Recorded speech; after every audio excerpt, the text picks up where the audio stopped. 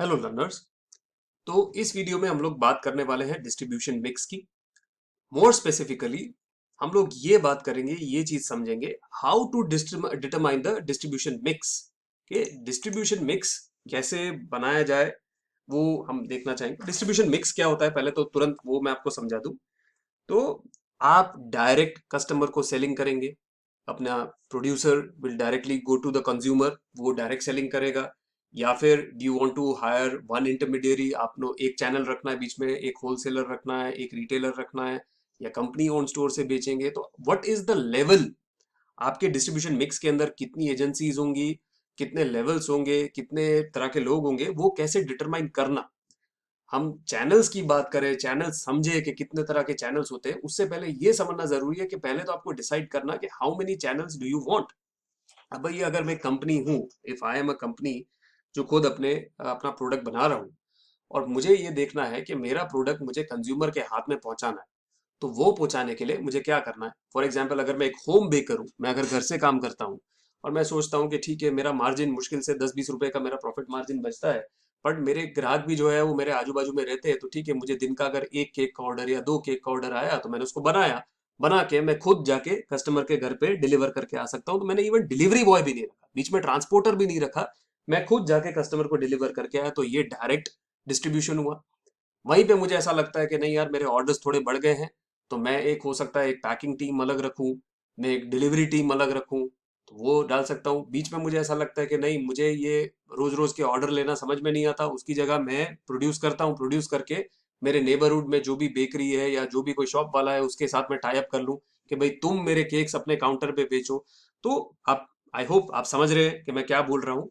तो ये कैसे डिटरमाइन किया जाए वो हमको देखना जरूरी है।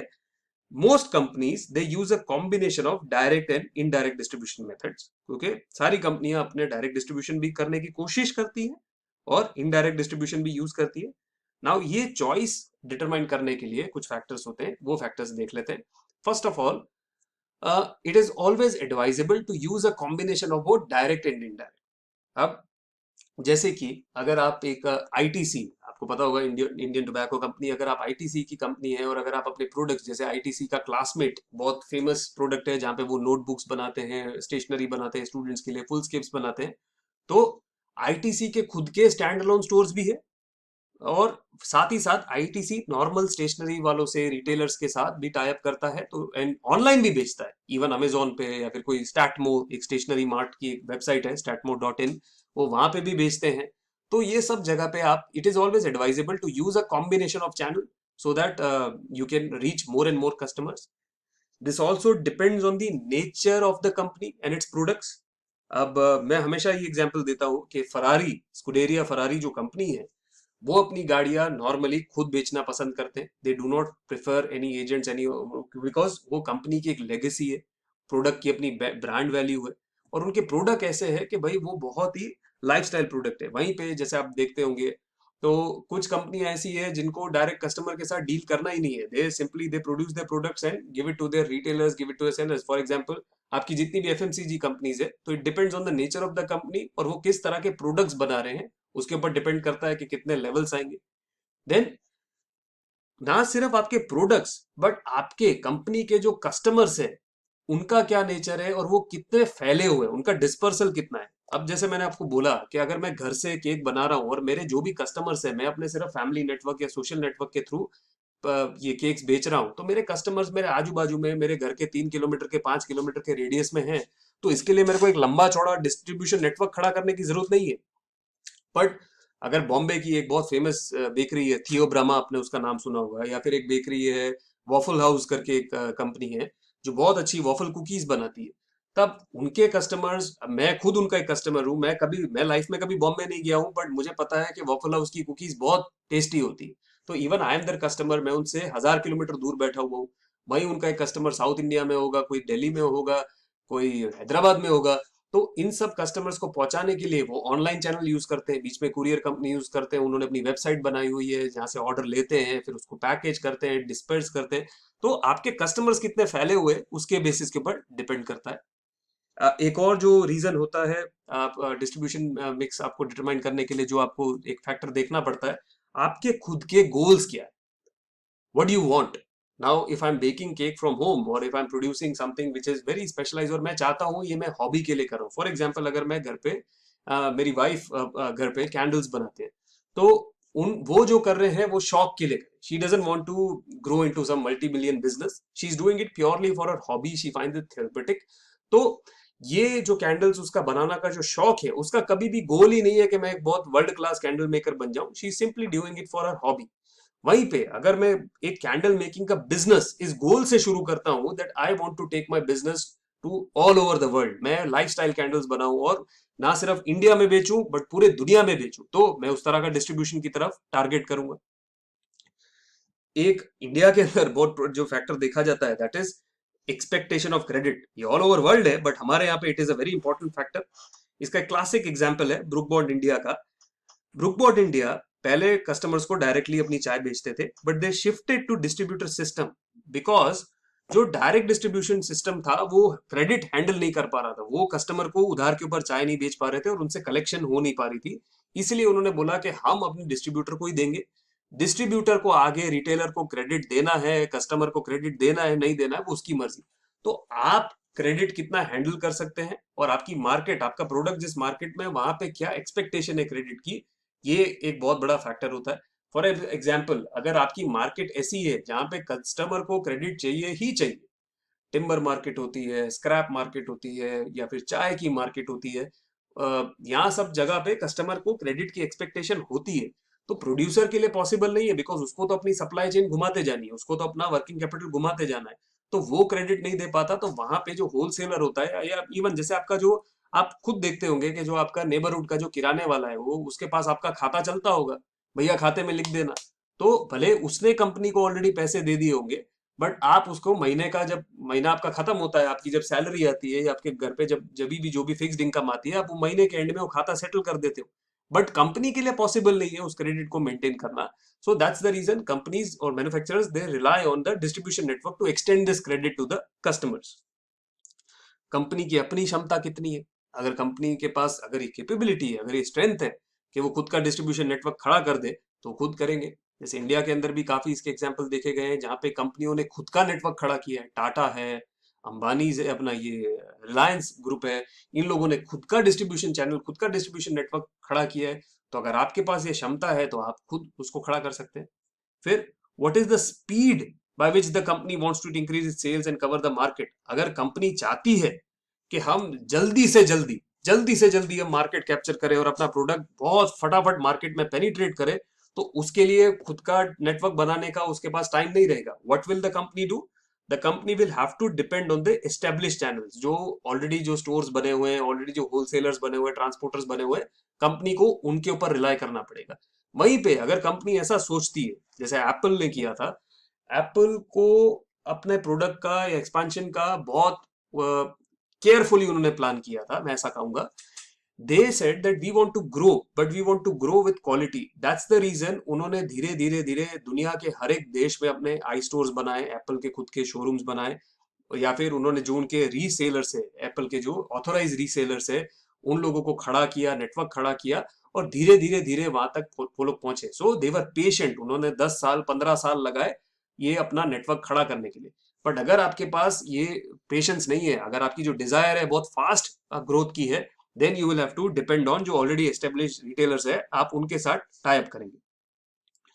मार्केट में कंपटीशन कैसा है, कंपटीशन किस तरह का जो नेटवर्क है वो यूज कर रहा है, वो it is very important factor, क्योंकि आमतौर पे आप कंपटीशन को मैच करने की कोशिश करते हैं। फिर कंपनी का मार्केट शेयर कितना है, अब ये इससे कैसे आपका डिस्ट्रीब्यूशन मिक्स डिटरमाइन होता है। नाउ अगर कोई एक स्मॉल कंपनी है, छोटी सी कंपनी है जिसका मार्केट शेयर बहुत छोटा सा है, तो that company will not be interested in channel members कि भाई मेरे को बच बच के इतना सा मेरे लिए पैसा बच रहा है, तो मैं कहाँ से स्टॉकिस्ट ला के दूंगा या मैं कहाँ से लाके खड़ा करूंगा। वहीं पे कई बार कंपनियों की, एक छोटी कंपनियों की ये प्रॉब्लम भी होती है, क्योंकि बिकॉज वो मार्केट में न्यू कमर्स होते हैं, तो जो रिटेलर्स है, एजेंट्स है, स्टॉकिस्ट है या डीलर्स है, वो इंटरेस्टेड नहीं होते कि साहब हमको आपका माल स्टोर नहीं करना, क्योंकि आपका माल, अब हम कौन कौन सी कंपनी, हम आपको जानते नहीं। तो ये एक बहुत बड़ा फैक्टर आ जाता है डिटरमिनेंट मिक्स में। नाउ ये जो सारे फैक्टर्स मैंने आपको गिनाए, they help us to decide the ratio between direct distribution and outsourcing the balance of distribution activities. जैसे कि मैंने आपको स्टार्टिंग में कहा कि ये आपको हेल्प करते हैं कि कितना आपको डायरेक्ट सेलिंग करनी है मैन्युफैक्चरर से कंज्यूमर तक, और कितना आपको इनडायरेक्टली बीच में आपको चैनल्स लगाने हैं, हाउ मेनी चैनल्स लगाने, वो हम आगे देखेंगे, लेवल्स ऑफ चैनल्स हम लोग देखेंगे, वो यहाँ पे आते हैं। अब एक एग्जांपल मैं आपको देना चाहूंगा कि जो मोस्ट एफएमसीजी कंपनीज होती है, आपकी प्रॉक्टर एंड गैम्बल हुई, लैक्मे लीवर हुई, यूनिलीवर हुई, ये सब कंपनियां जो है इंडिया के अंदर दे यूज कन्वेंशनल डिस्ट्रीब्यूशन चैनल्स। वो क्या होता है कंज्यूमर डिस्ट्रीब्यूशन चैनल, मैं आपको आमतौर पे बताता हूँ कि नॉर्मली अगर कोई साबुन हुआ, तेल हुआ, शैम्पू हुआ, टूथपेस्ट हुआ, इसका आमतौर पे जो डिस्ट्रीब्यूशन नेटवर्क, डिस्ट्रीब्यूशन मिक्स देखा जाता है, वो ऐसा देखा जाता है कि there are channels of carrying and forwarding agents, आपके डिस्ट्रीब्यूटर्स होते हैं, होलसेलर्स होते हैं, रिटेलर्स होते हैं for their mass customer base. But फिर भी वो डायरेक्ट चैनल यूज करते हैं, या फिर अपने कंपनी के खुद के sales person direct selling use करते हैं, किसके लिए? व्हेन अब उनको इंस्टीट्यूशनल बाइंग करनी होती है, सॉरी इंस्टीट्यूशनल सेलिंग करनी होती है। फॉर एग्जाम्पल, अगर मेरा एक होटल है, मेरा एक 4 स्टार 5 स्टार अगर मेरा होटल है, तो मुझे महीने की, हो सकता है कि मैं महीने की 500 ट्यूब टूथपेस्ट की चाहता हूँ, या 1000 ट्यूब टूथपेस्ट की चाहता हूँ, और पूरा पूरा मेरा साल ये ऑर्डर चलता रहेगा, मतलब साल भर की मैं 12,000 टूथपेस्ट की ट्यूब रखने की मेरी कैपेसिटी है। तो उस केस के अंदर मैं एक होलसेलर के साथ या एजेंट के साथ या रिटेलर के साथ डील करना नहीं पसंद करूंगा। मैं तो डायरेक्ट लिखूंगा कंपनी को कि भैया आप मेरे को अपना कोटेशन दो, मैं आपको फिक्स्ड ऑर्डर 12,000 ट्यूब का देने वाला हूँ, मुझे फिक्स्ड ऑर्डर दो। तो आप, वो कंपनी क्या करेगी, अपने खुद के पर्सन को भेजेंगे। सो इंस्टीट्यूशनल बाइंग जो होती है, वहां पे आप वो डायरेक्ट अपने कंपनी के सेल्स पर्सन को बेचेंगे, वो आके मुझसे रेट नेगोशिएट करेगा, क्वांटिटी नेगोशिएट करेगा, पीओ नेगोशिएट करेगा। तो यहाँ पे सारे इंटरमीडियरीज को निकाल के, even though it is the same product, मैं एक एफएमसीजी गुड की बात कर रहा हूँ, मैंने सब बीच में से हटा दिया, होलसेलर हटा दिया, डिस्ट्रीब्यूटर हटा दिया, सीएफए हटा दिया, रिटेलर हटा दिया, मैं डायरेक्ट कंपनी से बात कर रहा हूं। So it is a very important factor कि जब आप डिस्ट्रीब्यूशन मिक्स डिसाइड कर रहे हैं कि आपका बायर कौन। सो इंस्टीट्यूशनल बायर जो होते हैं, स्टार होटल्स हुए, हॉस्पिटल्स हुए, बिग फैक्ट्री एस्टेब्लिशमेंट हुए, तो यहाँ पे वो होता है। कुछ कंपनियां या कुछ इंस्टीट्यूशन ऐसे होते हैं जो इंटरमीडियरी से डील करना ही नहीं चाहते, they only want to directly do business with the company. जैसे कि आपको पता होगा, इंडिया के अंदर आर्मी के कैंटीन स्टोर्स डिपार्टमेंट होते हैं, जिसको कैंटीन भी बोलते हैं, कि भाई कैंटीन से हम सामान लेके आए कंपनी में। वहां पे आपको, आप आर्मी के कैंटीन में जाएंगे, अगर आप आर्मी में काम करते हैं या आपके कोई रिलेटिव आर्मी में हैं, तो आप वहां पे जाएंगे तो आपको जो सूटकेस मार्केट में आपको 2,000 का मिलता होगा, वो कैंटीन में आपको शायद 1,500 का या 1,000 का मिल जाए। जो आपको टूथपेस्ट आपको 100 रुपए का मिलता होगा, वहां आपको डिस्काउंट पे 80-90 रुपए का मिलेगा। तो ये कैसे मिलता है? ये जो सीएसडी होता है, कैंटीन स्टोर डिपार्टमेंट्स होता है, वो बीच में इंटरमीडियरीज के साथ डील नहीं करता, डायरेक्ट कंपनी से प्रोडक्ट खरीद के लेके आता है लो मार्जिन के ऊपर। तो वो refuse to deal with intermediaries, तो वहां पे डिस्ट्रीब्यूशन मिक्स का सवाल ही नहीं होता। सिमिलरली कुछ मेजर हॉस्पिटल्स ऐसे होते हैं जो अभी आपका जो मेडिकल डायग्नोस्टिक इक्विपमेंट है, आपकी एमआरआई मशीन है, एक्सरे मशीन है, ये लाखों की, हजारों की नहीं, लाखों की मशीनें होती है, ये बहुत सोफेस्टिकेटेड मशीनरी होती है, ये लाखों के अंदर इसकी वैल्यू होती है। So they do not like to deal with some agent या ब्रोकर या सम होलसेलर डिस्ट्रीब्यूटर, ऐसा उनको कोई नहीं चाहिए होता है। वो डायरेक्ट बनाने वाली कंपनी के साथ डील करती है कि भाई जो भी कंपनी ये इक्विपमेंट बना रही है, उसके साथ वो डायरेक्टली डील करते हैं, so that they can get not only the best price. इसके पीछे मंशा सिर्फ प्राइस की नहीं होती, नो डाउट प्राइस की होती है, बट सिर्फ प्राइस की नहीं होती, इधर मंशा ये भी होती है that we should get the product according to our specifications, and we should get the best quality product. तो आई होप आप समझ गए होंगे how to determine the distribution mix. And फिर भी कुछ सवाल है तो जरूर कमेंट बॉक्स में लिखिए, I will be happy to answer your queries. In next video, I will talk about the role of distribution channels. Okay, thank you.